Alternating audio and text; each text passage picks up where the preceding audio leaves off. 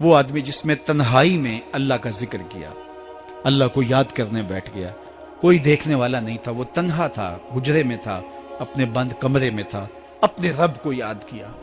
اللہ کی یاد کرتے کرتے اس کی آنکھوں سے آنسو ٹپکنے لگے، اس کی آنکھیں آنسوؤں کا خراج دینے لگی۔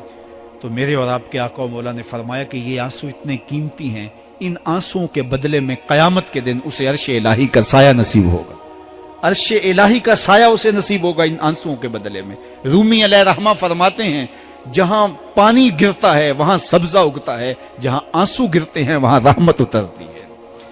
تو اس لیے جو اللہ کی یاد میں رونے کا لطف ہے اور اللہ کی یاد میں آنسو بہانے کا اجر اور صلہ رکھا گیا ہے، یہ گناہوں کو دھو ڈالتا ہے، یہ اندر کی صفائی اور ستھرائی کا سبب اور ذریعہ ہے۔ میرے اور آپ کے آقا و مولا نے فرمایا راتوں کی تنہائیوں میں اٹھ کے قرآن پڑھا کرو اور قرآن پڑھتے ہوئے رویا کرو۔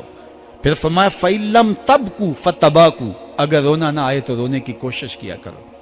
حضرت داتا گنج بخش علی حجویری سے ایک مرید نے کہا حضرت اگر رونے کی کوشش کریں پھر بھی رونا نہ آئے، فرمایا پھر اپنے مقدر پہ رویا کرو۔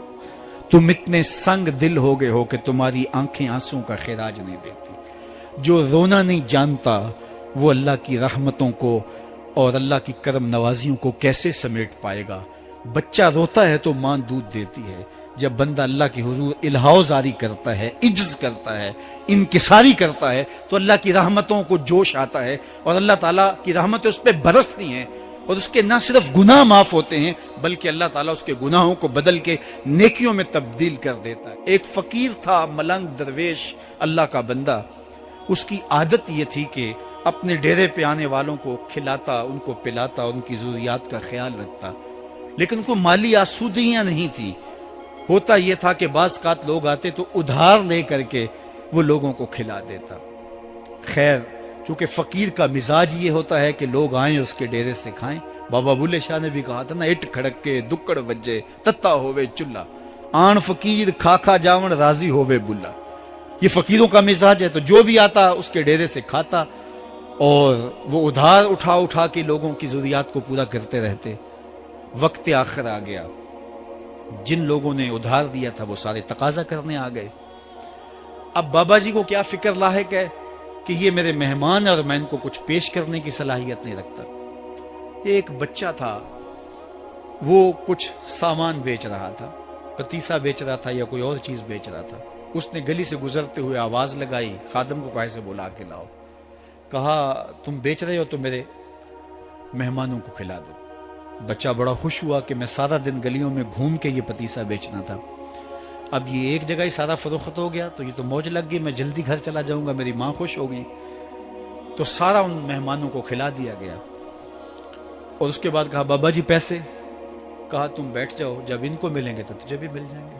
وہ بیٹھ گیا، 2 4 10 منٹ بیٹھا تو بچہ تھا، پھر کھڑا ہو گیا، بابا جی پیسے؟ کہا جب ان کو ملیں گے تو تجھے بھی مل جائیں گے۔ پھر آدھا گھنٹہ گزرا تو پھر اس نے کہا بابا جی پیسے؟ میری ماں میرا انتظار کر رہی ہے، ہمارے گھر کا چولہا اسی سے جلتا ہے، میں یہ پیسے لے کر جاؤں گا اور میری ماں کوئی ہنڈیا خریدے گی اور ہم شام کا گھر کا کوئی سلسلہ کریں گے۔ کہا بیٹا جب ان کو ملے گا تو تجھے بھی مل جائے گا۔ بچے نے رونا شروع کر دیا، یتیم بچہ تھا، اس کا سارا آسرا یہی تھا، اس نے رونا شروع کر دیا۔ جب بچہ رویا اللہ کی رحمت کو جوش آیا، کوئی مرید نذرانہ لے کے ان بزرگوں کے پاس آ گیا اور اشرفیوں کی بھری ہوئی تھیلی پیش کی۔ وہ اتنے پیسے تھے کہ اس بچے کو بھی دیے، جتنے لوگ آئے تھے سب کا قرض چکایا، کہا جاؤ گھروں کو۔ تو سب نے کہا بابا جی ہم صبح سے بیٹھے ہوئے تھے تو یہ نذرانہ دینے والا صبح سے نہیں آیا تو اب کیسے آ گیا؟ کہا صبح سے تمہارے اندر کوئی رونے والا نہیں تھا، ایک رونے والا آیا تو باقیوں کا بھی کام بن گیا۔ بعض اوقات کسی ایک شخص کی وجہ سے باقیوں کی خطائیں بھی معاف ہوتی ہیں۔ آج ہم اجتماعی طور پہ تا حد نظر اندر باہر اوپر نیچے اتنے لوگوں کے ہجوم میں اللہ کی بارگاہ سے یہ توقع رکھتے ہیں کہ مالک کتنے ہجوم میں کوئی ایک تو ہوگا جو تیرا لاڈلا ہوگا، کوئی ایک تو ہوگا جو تیرا بہت قریبی ہوگا، کوئی ایک تو ہوگا جس پہ تیری رحمتیں برسیں گی۔ تو مالک اس کے صدقے سے ہماری خطائیں بھی معاف کر دے، ہمارے گناہ بھی معاف کر دے۔ کوئی ایک رونے والی آنکھ مل گئی تو باقیوں کا بھی کام بن جائے گا۔ اٹھ فریدا ستیا تے میلا ویکھن جا، وت کوئی بخشیا مل جاوے تے تو ہی بخشیا جا۔ میرے مالک ہم سب کی خطائیں معاف کر دے، ہم سب سے درگزر فرما، اور ہم سب کے باطن کو ستھرائیاں دے دے، ہمارے اندر کو پاکیزگیاں دے دے۔ بہت وقت میں نے اور آپ نے صاحب گزار لیا، تیزی کے ساتھ زندگی بیت رہی ہے۔ میں اگر اپنے آپ کو دیکھوں تو میری زندگی کتنی بہاریں کاٹ چکی ہے۔ اگر آپ اپنے آپ کو دیکھیں، کوئی 60 سال، کوئی 20 سال، کوئی 25 سال، زندگی تیزی کے ساتھ گزر رہی ہے۔ بندہ جب سوچتا ہے کہ میں 40 سال کا ہو گیا ہوں تو آگے میری زندگی کے اگر 30 سال بھی ہیں تو 30 سال تو کافی ہیں، لیکن وہ پیچھے اگر پلٹ کے دیکھے تو 40 سال یوں گزر گئے جس طرح چٹکی بجائی جاتی ہے۔ جب چٹکی بجانے کے وقت میں 40 سال گزر گئے محسوس ہوتے ہیں، تو جو باقی 30 سال اگر ہوئے بھی، وہ تو گمان ہے میرا، وہ تو گمان ہے آپ کا، ہمیں تو ایک سانس کا بھی نہیں پتا۔ پوچھا گیا زندگی اور موت کے بارے میں کیا خیال ہے؟ کہا فجر پڑی ہے، پتہ نہیں ظہر پڑھ سکیں گے یا کہ نہیں۔ کہا اتنی لمبی امیدیں لگائے بیٹھے ہو، کہا ظہر پڑی ہے، پتہ نہیں عصر پڑھنے کا موقع نصیب ہوتا ہے کہ نہیں۔ کہا یہ بھی طول عمل ہے۔ ایک بولا عصر پڑی ہے، پتہ نہیں مغرب پڑھ سکیں گے یا کہ نہیں۔ کسی نے کہا ایک رکعت پڑی ہے، پتہ نہیں دوسری رکعت بھی پڑھنا نصیب ہوتی ہے یا نہیں۔ کہا یہ سب تمہارے منہوں کی باتیں ہیں، میں تو کہتا ہوں ایک طرف سلام پھیرا ہے، پتہ نہیں دوسری طرف سلام بھی پھیر سکیں گے یا کہ نہیں۔ کیا موت اتنی قریب نہیں ہے؟ ہم نے اپنی آنکھوں کے سامنے لوگوں کو جدا ہوتے یوں نہیں دیکھا ہے؟ ہم کہتے ہیں اس کی خبر سنا رہے ہو موت کی، یہ تو میں نے ابھی سبزی والی دکان پہ دیکھا تھا۔ لیکن جب موت آتی ہے تو ایک لمحے کا تقدم اور تاخر نہیں ہوتا۔ تو صاحب آئیے اپنی زندگی کو اللہ اور اس کے رسول کی راہوں پہ ڈالیں۔ آج وقت ہے، آج موقع ہے، آج توبہ کا دروازہ کھلا ہے، کل سب کچھ نہیں ہوگا۔ آج اس کی رحمتیں آواز دے رہی ہیں۔